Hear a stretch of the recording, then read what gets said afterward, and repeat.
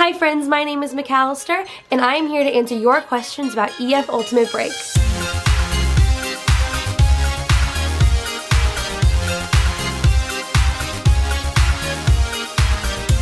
So I myself have been on 2 trips with EF Ultimate Break. Both have been trips over New Year's Eve. So for New Year's Eve of last year, for 2018, I went on the on the London, Paris, Rome trip. So we went to 3 cities, 3 countries. It was everything I could have asked it to be. I swear it's the trip that changed my life and made me the travel junkie that I am today. So here we are. And then my second trip with EF Ultimate Break was to Scotland, England, and Ireland. Well, Ireland and Northern Ireland. So all the Irelands. We went all over the UK and Ireland, and it was, I'm gonna say that they're fantastic a lot, so let's just get that over right now. They're fantastic. I have a couple questions to answer today. I did ask this on my Instagram story, so if you want to follow me at McAllister_Joe, you know, shameless plugging it. I asked what your questions were because I get DMs all the time. One of the big questions that I get, so question number 1 is EF Ultimate Break legit? And I think that is a super valid question because when I first booked this back in May of 2017, I had known about EF for about 3 years. I had known about it since high school. I had always wanted to go with them, but you know, some of that stuff you just never know. And I didn't really do my research when it came to people. I didn't look up as much stuff as I probably could have before I booked it, but then once I booked it, I was like doing all the information, which doesn't really make sense. So if you haven't booked one yet, you're in a much better spot than I was when I first went on my trip. Long answer short, yes, EF Ultimate Break is legit. Everything they offer is legit, and I'm not being paid by EF in any ways, but you know, if you want to sponsor your girl, hit me up. If the frame just changed, it's because my camera died and I had to go let it charge. So question number 2 is EF worth the price? And there's kind of 2 questions to this. I got asked, is it worth the price, and how do you pay for the trip? So those kind of go hand in hand. Prices of the trips, I think, are very reasonable for what you get with them. So you get your accommodations, you get your traveling, so whether it's flights, all their flights to and back, any flights you have to take in between the countries, any trains you have to take, buses, your metro cards, if they have a metro system like in London per se, you get your Oyster card. That's all included in your price, plus your tour guide, who these trips, the tour guide is worth it for me. They are I have questions, they know the language, they handle all the stuff, they check in for you. You don't even have to check in your hotel. Like, it literally, they take away all the stress of traveling and you are just along for the ride. And it's great. You also get breakfast every single morning. You get a welcome mixer, you get a farewell dinner, you get all this stuff. You get trips of a lifetime. So there's really, you can't beat the price. And then how do I pay for it? You only have to put $150 down for your first payment when you book the trip, and then you have 48 hours from there if you want to cancel it, or you can keep going and you can pay month to month, which is amazing. So instead of just fronting all the, say, $3,000 right then and there, you can pay monthly. So if you have $2,000 to put down, you can put that down and then pay month to month off that. Their payment plans make it so much easier and so affordable. If you have $150 right now, you can go and book a trip and start paying month to month on that.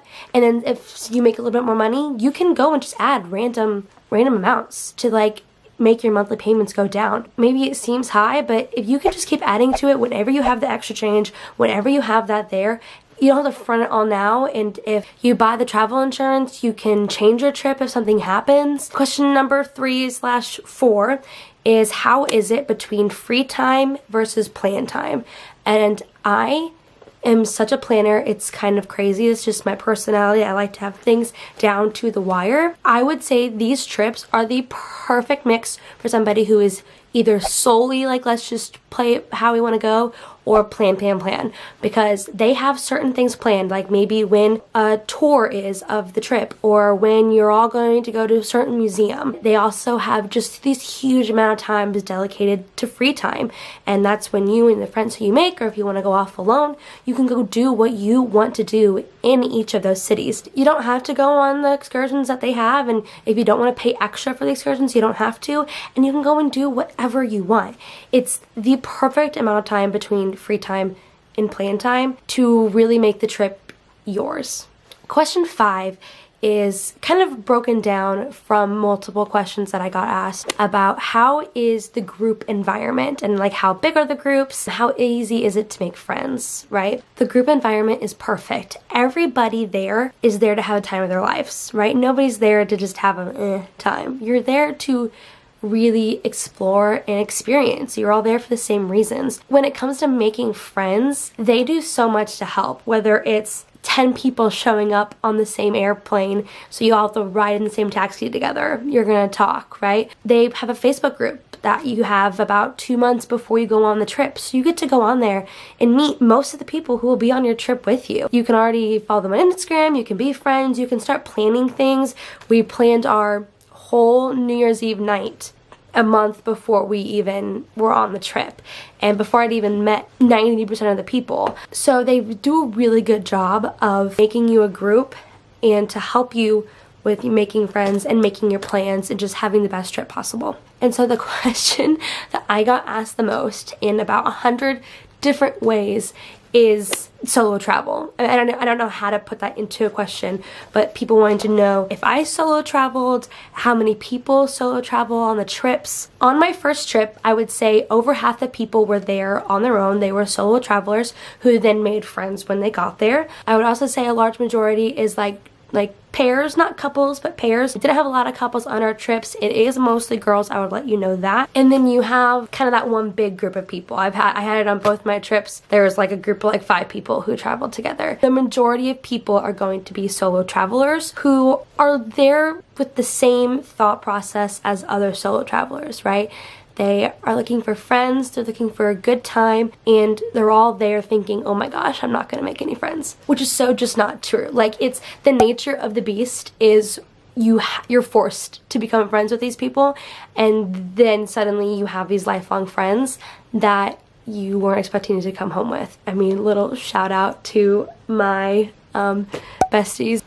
These girls right here, these trips are suddenly so much more worth it to know that I can travel with you and that I can meet more people who are just so like-minded and that value seeing the world as much as I do. I think that was a piece of solo travel that I wasn't expecting. I wasn't expecting to meet these lifelong friends, and I think that's something you should be super excited about. Also with solo traveling, I got asked about rooming with strangers. That first night, for the first day, you're all thrown together. By the time nighttime rolls around, had drinks together, you've had food, you've probably gone through a couple of flight delays and lost baggage, and everybody's in the same page. When you go back to your rooms, you're not rooming with strangers. You're just this little group who is there to have a time of their life. If you're in a hostel, they come with those little things that you can put your suitcases in where they lock, so if you're really worried about that, bring a lock. If you're staying in a normal hotel room, they all have their safes. It's totally based on yourself and your personality,